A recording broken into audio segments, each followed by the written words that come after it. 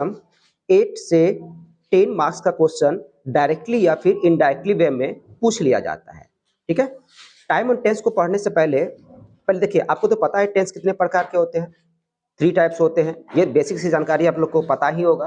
तो आज हम डिस्कस करते हैं कि किसके साथ क्या लगता है। जैसे कि आई के साथ एम लग जाता है, उसके साथ वाज लग जाता है, उसके साथ हैव लग जाता है। बाकी रहा आपका we, you, they, boys, girls, एक से ज्यादा रहे तो आर का प्रयोग किया जाता है।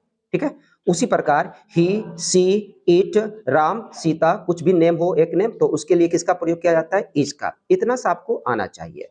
अब ये होना चाहिए कि इज एम आर के साथ वर्ब का कैसा रूप आता है। तो यहाँ पे शॉर्ट में लिखा हुआ है, केवल ट्रिक्स देखिए इसका। अगर आपके वाक्य में इज एम आर रहे तो वर्ब का कैसा फॉर्म, चौथा फॉर्म। हैव हैज रहे तो वर्ब का कैसा फॉर्म, तीसरा फॉर्म। उसी प्रकार हैव बीन और हैज बीन रहे तो वर्ब का कैसा फॉर्म आएगा, V4 आएगा। उसी प्रकार वाज वेयर के साथ V4, हैड के साथ V3, हैड बीन के साथ V4। ठीक है, और यह देखिए, डू नॉट रहे, डू नॉट को डोंट भी कहा जाता है, डज नॉट को डजंट भी कहा जाता है, डिड नॉट को डिडंट कहा जाता है। इसके साथ वर्ब का पहला रूप आता है। ठीक, उसी प्रकार शैल और विल के साथ कैसा रूप आएगा, शैल और विल के साथ V1, शैल बी और विल बी के साथ V4, शैल हैव या विल हैव के साथ V3 and shall have been या विल हैव बीन के साथ V4 का प्रयोग किया जाता है। ठीक है, इसका मतलब ये हुआ कि जिसके साथ इज का प्रयोग किया जाता है उसी के साथ वाज लगाया जाता है, उसी के साथ हैज लगाया जाता है, उसी के साथ V5 लगाया जाता है। V5 मतलब डज वाला। जिसके साथ आर का प्रयोग उसी के साथ वेयर के, जिसके साथ आर उसी के साथ हैव, उसके पास V1 उसके साथ डू। ठीक है ना, और ये आपको आना चाहिए। अगर आप इसको देखिए तो आप अपना नोट्स बनाइए कि किस किस वर्ब के साथ V4 का प्रयोग किया जाता है। जैसे कि यहाँ पे इज एम आर है तो V4 का प्रयोग किया जाता है। उसी प्रकार यहाँ आपका हैव हैज है तो यहाँ पे भी V4 का प्रयोग किया जाता, सॉरी, हैव हैज के साथ V3 का प्रयोग किया जाता है, लेकिन हैव बीन और हैज बीन के साथ V4 का प्रयोग किया जाता है। तो ऐसी कंडीशन में आप देखिए कि V4 कहाँ कहाँ यूज किया जाता है।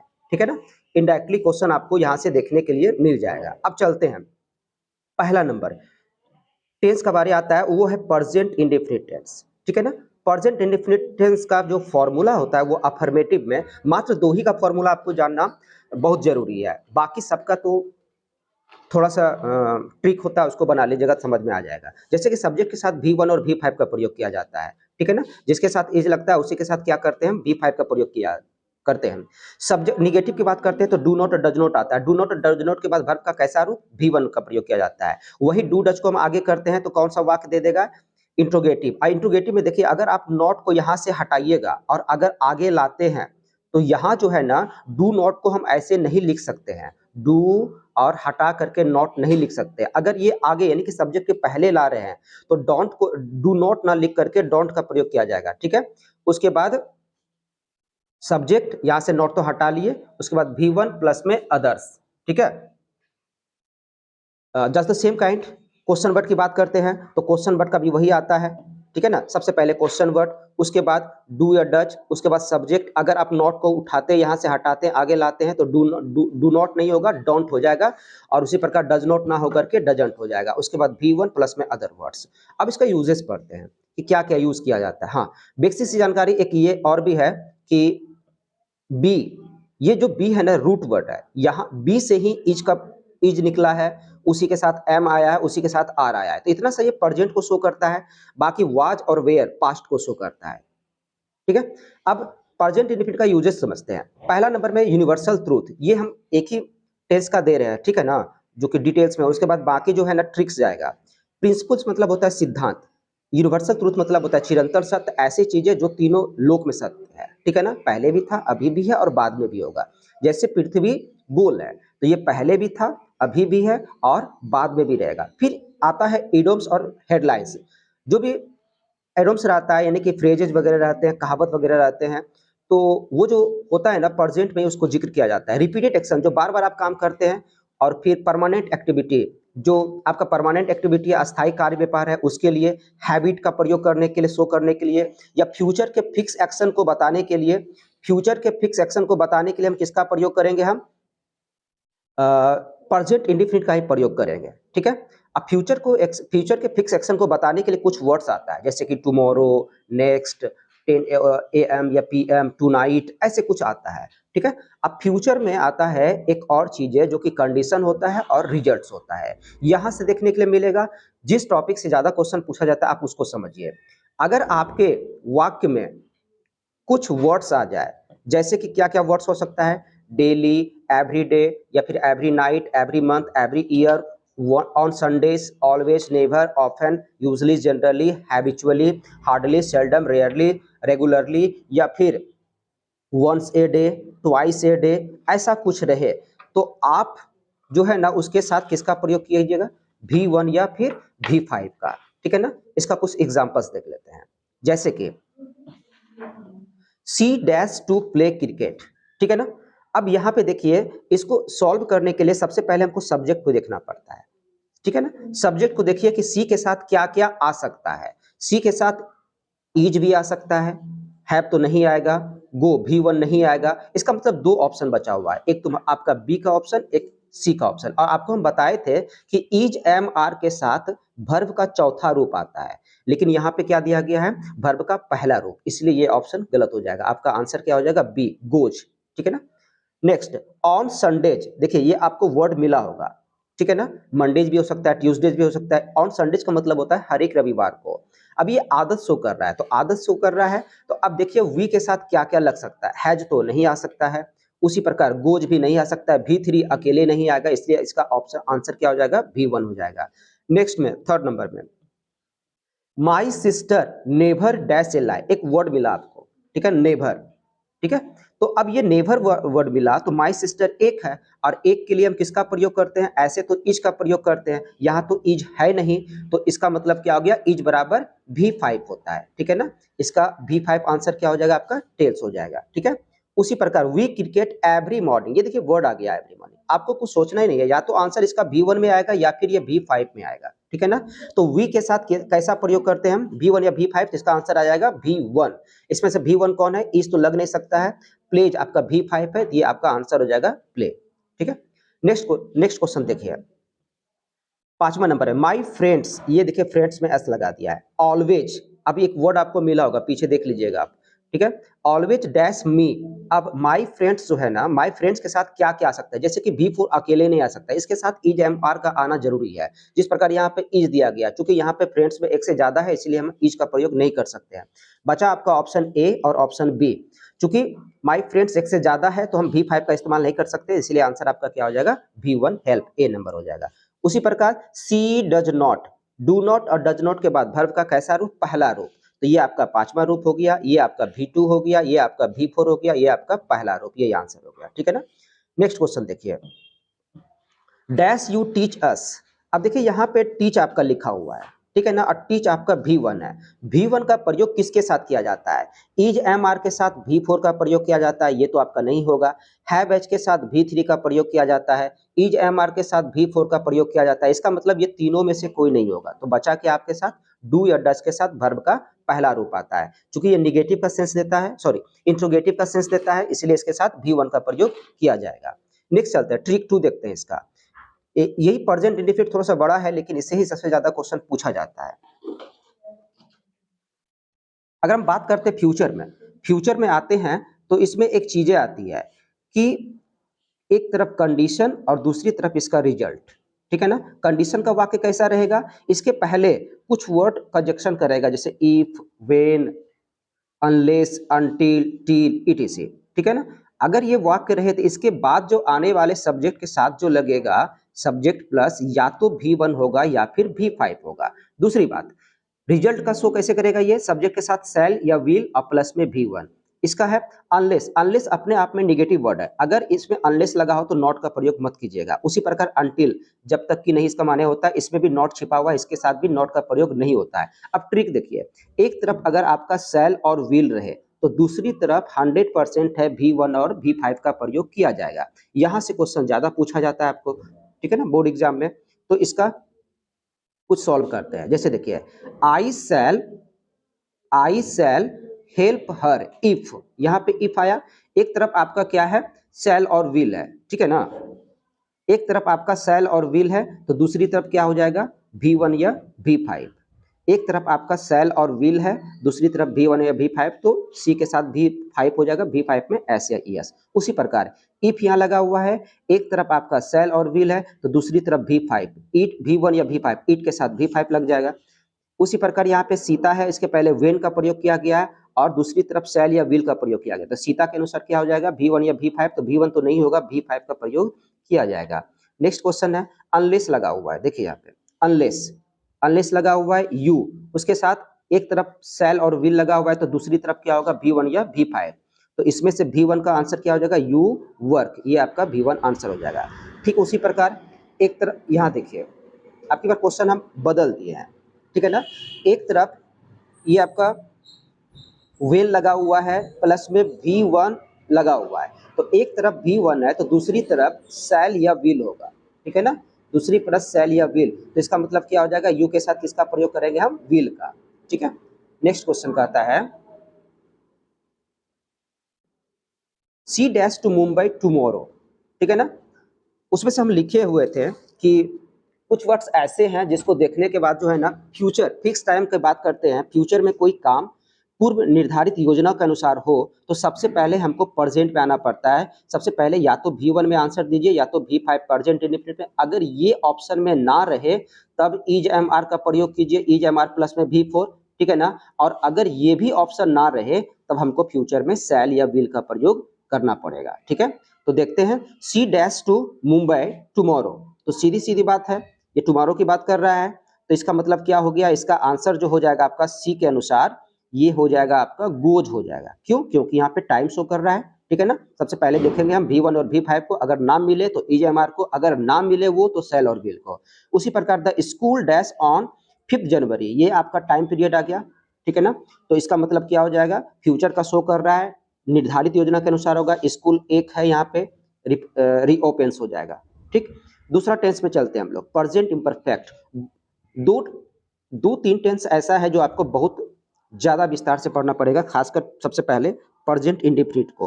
अब आता है दूसरा नंबर में प्रेजेंट इम्परफेक्ट टेंस, ठीक है ना। इनका फॉर्मूला क्या होता है, इज MR प्लस में V4, इतना सा याद रखिए। अब ट्रिक्स देखिए, कुछ वर्ड्स ऐसे हैं कि अगर ये वर्ड आपको मिल जाए, ठीक है ना, तो आप तुरंत इसमें क्या कर दीजिए, इज MR लगा दीजिए या फिर V4 लगा दीजिए। जैसे कि we dash playing cricket now, अब ये नाउ आ गया, कुछ नहीं सोचना। यहाँ देखिए, इसको सॉल्व करने के लिए सबसे पहले हमको सब्जेक्ट को देखना पड़ता है, अगर सब्जेक्ट से बात ना बने तब हमको वर्ब को देखना पड़ता है, अगर वर्ब से बात ना बने तो हमको टाइम पीरियड को देखना पड़ता है। वी के साथ यहाँ पे हैव भी लग सकता है, वी के साथ आर भी लग सकता है, वी के साथ हैड भी लग सकता है, लेकिन प्लेइंग आपका V4 है। अब किसके साथ V4 लगता है, हैव के साथ V4 नहीं लगता है, हैड के साथ V4 नहीं लगता है, तो आपका आंसर क्या हो जाएगा, आर हो जाएगा। ऐसे एग्जाम में क्वेश्चन पूछा जाता है। नेक्स्ट है they dash doing their work, ये सीधा सीधा सा क्वेश्चन है। अगर आप दे के साथ आर लगाते हैं ये भी फिक्स लग जाएगा, दे के साथ विल भी लग जाएगा, दे के साथ हैव भी लग जाएगा, दे के साथ हैड भी लग जाएगा। यानी कि सब्जेक्ट को देख करके हम डिसाइड नहीं कर पा रहे, तो इसका वर्ब देखेंगे। वर्ब में क्या बात कर रहा है, डूइंग, यानी कि V4 का इस्तेमाल किया गया। V4 इस्तेमाल, सेल विल के साथ V1 आता है, नहीं होगा, हैव के साथ V3 आता है, हैड के साथ V3 आता है, तो इसका आंसर आपका क्या हो जाएगा, आपका आंसर हो जाएगा आर, ठीक है। उसी प्रकार the baby dash because it is hungry now, अब ये नाउ आ गया तो इसका मतलब बेबी एक है, तो इज MR प्लस में V4 हो जाएगा, ठीक है। नेक्स्ट क्वेश्चन है आपका 4 नंबर का, देखिए she dash in the field at the moment, at the moment एक वर्ड आया आपका, तो इसका आंसर सीधा का सीधा इज MR प्लस में V4, तो सी के साथ इज आ गया। We dash going to Patna tonight, देखिए कुछ वर्ड्स आ गया, टू नाइट, ठीक है ना। तो अब आपको V1 और V5 मिलता है तो लगाइए, अन्यथा इज MR लगेगा। चूंकि यहाँ पे V1 और V5 आ नहीं सकता है क्योंकि गोइंग आपका क्या है, V4 है, और V4 किसके साथ आता है, आर के साथ। What dash you doing now, अब ये डूइंग तो आपका V4 है, तो V4 किसके साथ आता है, विल के साथ नहीं, हैव के साथ नहीं, इज आता है, लेकिन यहाँ पे क्या लिखा हुआ है, यू, और यू के साथ इज नहीं लगता है, ये गलत हो गया, आर ऑप्शन। नेक्स्ट आते हैं present perfect tense, 3rd number में, ठीक है ना। अब प्रेजेंट परफेक्ट टेंस पढ़ते हैं तो इनका जो फॉर्मूला होता है ना, इसका फॉर्मूला होता है, बस इतना सा याद रखिए, हैव हैज प्लस में V3।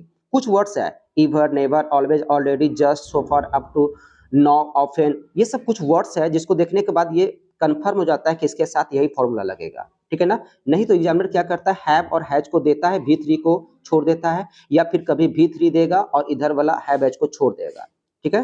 कैसे, जैसे कि इसका ऑप्शन देखिए, सी डैश कम, ठीक है ना। अब आप इसको V1 मानते हैं तो देखिए V1 मानते हैं तो देखिए क्या क्या होता है। सबसे पहले C के साथ इज लगेगा लेकिन V1 नहीं लगेगा, C के साथ वाज लगेगा तो V1 नहीं लगेगा, C के साथ हैज नहीं लग सकता लगेगा लेकिन ये V1 अगर मानते हैं तो यहाँ पे आपका गलत हो जाएगा। क्यों? क्योंकि ये एक वर्ड आया है जस्ट, ठीक है ना, और आपका जस्ट यहाँ पे मिल रहा है तो इसका मतलब ये कम केम कम, ये V1 ना नहीं है, इसका मतलब V1 ना होकर के ये किस में हो जाता है V3 में, ठीक है ना।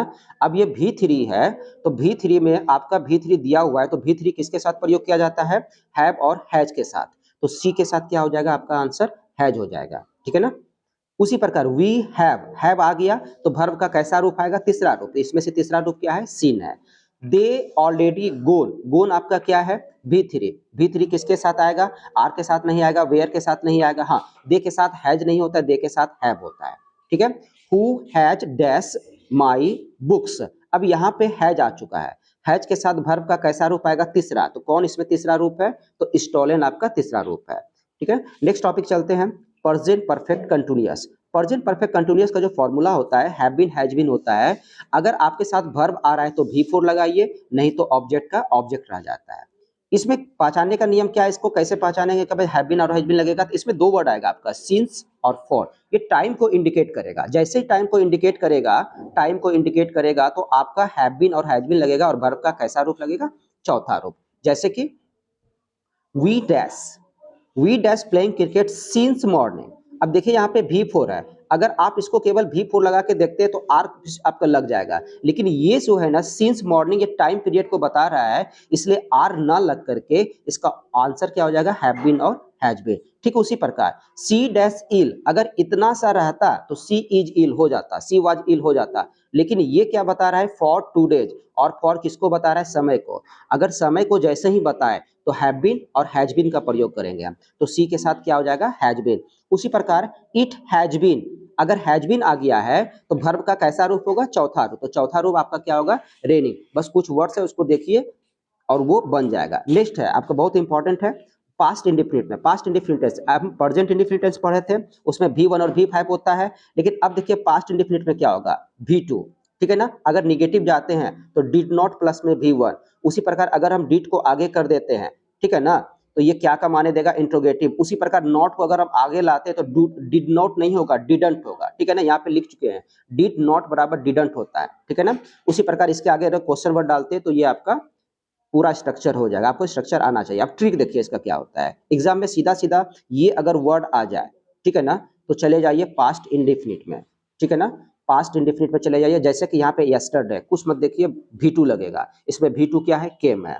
उसी प्रकार लास्ट आ गया तो देखिए पास्ट में क्या हो जाएगा आपका, V2 हो जाएगा, ठीक है ना, इसमें V2 क्या है, 100 आ जाएगा, ठीक है ना। सी डिड नॉट के बाद वर्ब का कैसा रूप है, अब आप देखिए डिड नॉट के साथ वर्ब का पहला रूप ही आता है, तो इसलिए यहाँ पे क्या लिखेंगे हम, पहला रूप। वेन डिड आ गया, इसीलिए ये इंट्रोगेटिव सॉरी क्वेश्चन वर्ड में है, इसीलिए इसके साथ क्या लगेगा, वर्ब का पहला रूप, तो पहला रूप इसमें क्या है, कम है, ठीक है। नेक्स्ट यस्टरडे की बात करते हैं, केवल V2 कहने का मतलब हेल्प में ईडी लगा दिया, V2 नहीं होता है, V2 में आपका वाज और वेयर भी आता है, ठीक है ना, वाज और वेयर भी आता है, ठीक है ना, वो भी पास्ट को शो करता है, जैसे कि यहाँ पे यस्टरडे आया हुआ है, तो यस्टरडे में इस तो आपका प्रेजेंट है, हैज भी आपका प्रेजेंट है, विल फ्यूचर है, इसका मतलब वाज के आपका पास्ट में बात कर रहा है। They dash out an hour ago का बात कर रहा है तो सीधा सीधा पास्ट में जाएगा और V2 आंसर आएगा इसका, तो क्या हो जाएगा, वेंट। उसी प्रकार लास्ट नाइट आ गया, इसका आंसर क्या, लेकिन यहाँ पे लास्ट नाइट तो आया और यहाँ पे क्या है, व्हाट है, ठीक है ना, ये क्वेश्चन वर्ड से शुरू हो रहा है तो इसका मतलब ये पास्ट में क्या नहीं होता है, डिड नहीं, डू नहीं होता है, आर नहीं होता है पास्ट में, शैल विल नहीं होता है, तो इसका आंसर क्या आ जाएगा, डिड, चूंकि पास्ट में डिड का ही प्रयोग होता है, ठीक है ना। नेक्स्ट क्वेश्चन आता है आपका, टॉपिक आता है पास्ट इंपरफेक्ट टेंस। पास्ट इंपरफेक्ट टेंस का फॉर्मूला एकदम सिंपल सा है, वाज वेयर प्लस में V4, ठीक है ना। ये क्या करता है, किसी घटना के समय दूसरे कार्य पहले से जारी रहे, एक काम को बताता है, या एक ही समय में दो कार्य जारी हो तो उस ऐसी कंडीशन में ये शो करता है, ठीक है ना। एग्जाम्पल देखिए, जैसे कि I dash reading when he came in, यानी कि जब वह अंदर आए या फिर आया तो मैं क्या कर रहा था, पढ़ रहा था, यही ना, ये पास्ट की बात कर रहा है तो आपका आंसर भी क्या चला जाएगा, पास्ट में ही, आई वाज रीडिंग, आई के साथ क्या लगा देंगे, वाज लगा देंगे, ठीक है ना। उसी प्रकार सी केम टू मी, वह मेरे पास आई, वाइल कब, जब मैं आई डैश स्लीपिंग, जब मैं सो रहा था, तो पास्ट की बात कर रहा है, तो यहाँ पे क्या हो जाएगा, वॉच या एम, तो आपका आंसर हो जाएगा वॉच, ठीक है ना, आई वॉज स्लीपिंग। उसी प्रकार यू वेयर सिंगिंग, तुम गा रहे थे, वाइल, जबकि योर सिस्टर वाज डैश, जबकि दो दो काम साथ हो रहा है, एक ये गा रहे हैं और दूसरा ये जो है ना डांसिंग कर रही है, तो वाज वेयर के साथ वर्ब का कैसा रूप, तो चौथा रूप। चलिए इसमें कोई खास नहीं था। पास्ट परफेक्ट चलते हैं, इनको समझिए जरा अच्छे से। पास्ट का फॉर्मूला होता है पास्ट परफेक्ट का हैड प्लस V3, बस इसको देखिए।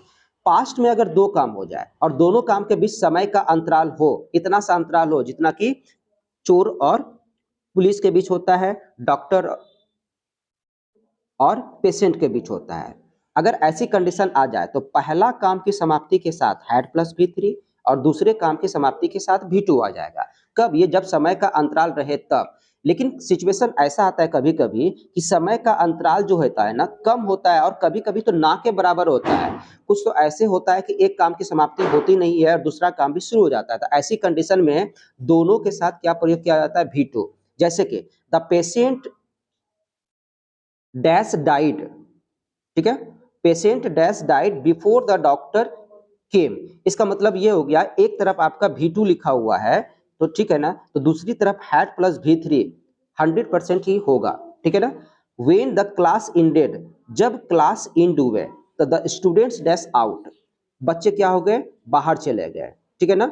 इसका मतलब है कि क्लास इंड हुआ और बच्चा तुरंत अपना कॉपी किताब उठा करके चल गया। यहाँ पे जो है ना समय कम लग रहा है, अगर समय कम लगे तो दोनों में V2 और अगर समय लगे तो एक में हैड प्लस V3 और दूसरे में V2। जैसे कि I dash school before the bell ring, यानी कि घंटी बजने के पहले हम लोग स्कूल पहुंच चुके थे। इसका मतलब ये हो गया कि यहाँ पे काम हो रहा है लेकिन समय लगा रहा है, तो समय लगा रहा है तो ये V2 एक तरफ आया हुआ है, तो समय लग रहा है तो हैड प्लस V3 लगेगा। तो यहाँ पे देखिए अगर बिफोर का प्रयोग करें तो उसके पहले हैड प्लस V3 आता है, उसके बाद V2 आता है, लेकिन अगर आफ्टर का प्रयोग करें तो यही उलट जाता है, V2 पहले आता है और हैड प्लस V3 बाद में आता है। ये भी है, जैसे कि बिफोर के बाद यहाँ पे V2 लिखा हुआ है तो इसका मतलब क्या हो जाएगा, इसके बाद जो आने वाला होगा वो हैड प्लस V3 में चला जाएगा, ठीक है।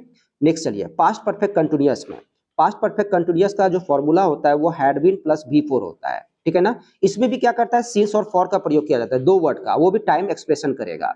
अगर ऐसा कुछ आ जाए टाइम एक्सप्रेशन करने के लिए तो प्रेजेंट का सबसे लास्ट वाला जाते हैं, तो उसी प्रकार पास्ट का भी सबसे लास्ट वाला कंटिन्यूअस यानी कि परफेक्ट कंटिन्यूअस में जाना पड़ेगा, ठीक है ना। अब परफेक्ट कंटिन्यूअस का फॉर्मूला क्या होता है, हैड बीन प्लस V4, अगर ऑब्जेक्ट रहे तो ऑब्जेक्ट ही लगेगा। जैसे एग्जांपल देखिए, राम डैश प्लेइंग, केवल इतना सा देख करके आप लगाइएगा तो फिर फंस जाइएगा, क्यों, क्योंकि यहाँ पे सिंस लगा हुआ है और सिंस मॉर्निंग टाइम को शो कर रहा है, टाइम को शो कर रहा है तो सबसे लास्ट में जाएगा। प्रेजेंट में हैव बीन हैज बीन तो फॉर्मूला है नहीं यहाँ पे, ठीक है ना, ऑप्शन में, तो इसका मतलब यहाँ पे पास्ट की बात कर रहा है, हैड बीन की बात कर रहा है, ठीक है ना।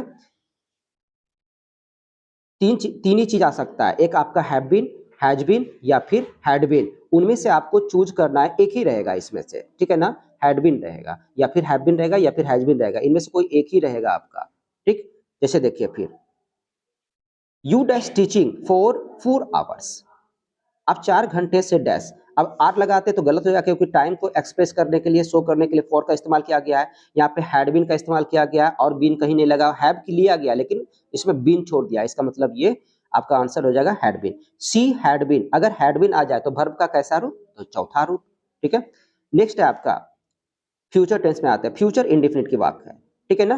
फ्यूचर इंडेफिनिट पे क्या होता है, आई और वी के साथ जनरली हम लोग क्या लगाते हैं, शैल, और बाकी के साथ क्या क्या लगाते हैं, विल, ठीक है ना। इसका फॉर्मूला क्या होता है, शैल विल, और शैल विल के साथ वर्ब का कैसा रूप, V1।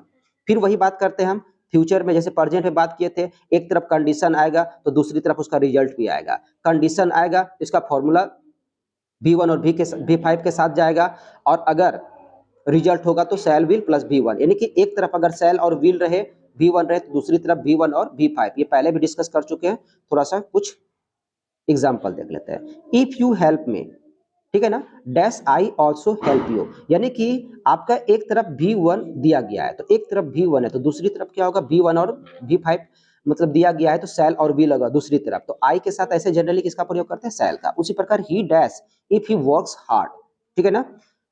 अब कहता है कि एक तरफ आपका V1 और V5 दिया गया है कंडीशन के साथ, तो आपका आंसर जो होगा ना शैल या विल प्लस में V1 होगा, तो ही के साथ कैसा प्रयोग करेंगे हम, ई के साथ यहाँ पे केवल विल और प्लस में V1। व्हेन सीता कम्स, ठीक है ना, एक तरफ V1 और V5 दिया गया है तो दूसरी तरफ शैल और विल, तो वी के साथ क्या करेंगे, हम शैल का प्रयोग करेंगे, ठीक है। नेक्स्ट चलते हैं 10th नंबर में, फ्यूचर इम्परफेक्ट टेंस। अब फ्यूचर इम्परफेक्ट का फॉर्मूला होता है शैल विल प्लस में क्या होता है आपका V4, ठीक है। अब देखिए इसमें इसका कोई ट्रिक वगैरह है नहीं, लेकिन इतना सा जानिए, पूछा बहुत कम जाता है, लेकिन ये जानिए shall be plus will be के साथ V4, ठीक है ना। अब नया नया सिचुएशन आता है, इसीलिए आपका पूछ भी सकता है, इसलिए इसको जानना बहुत जरूरी है, किसी को आप हल्के में नहीं ले सकते हैं। उसी प्रकार देखिए सी विल बी, अब विल बी और शैल बी के साथ वर्ब का कैसा रूप, चौथा रूप। उसी प्रकार यू डैश हेल्पिंग बी, अब यहाँ पे यू है तो यू के साथ इज नहीं लग सकता है, यू के साथ शैल नहीं लग सकता है, यू के साथ आपका हैव नहीं लग सकता है, सॉरी हैव लग सकता है, यहाँ पे यू के साथ हैव लग सकता है, लेकिन यहाँ पे V4 आ गया है और शैल और सॉरी हैव के साथ V4 का इस्तेमाल नहीं होता है, शैल नहीं लगेगा, इज नहीं लगेगा, तो आपका आंसर विल बी हो जाएगा। My father will be dash there, ठीक है ना। अब ये कहता है क्या कि माई फादर विल बी, अब विल बी आ गया तो वर्ब का कैसा रूप आएगा, चौथा रूप, तो चौथा रूप आपका क्या है, ए नंबर, ठीक है ना। नेक्स्ट चलते हैं फ्यूचर परफेक्ट टेंस, ठीक है ना। इनका फॉर्मूला होता है शैल will, shall have plus will have plus में V3, ठीक है।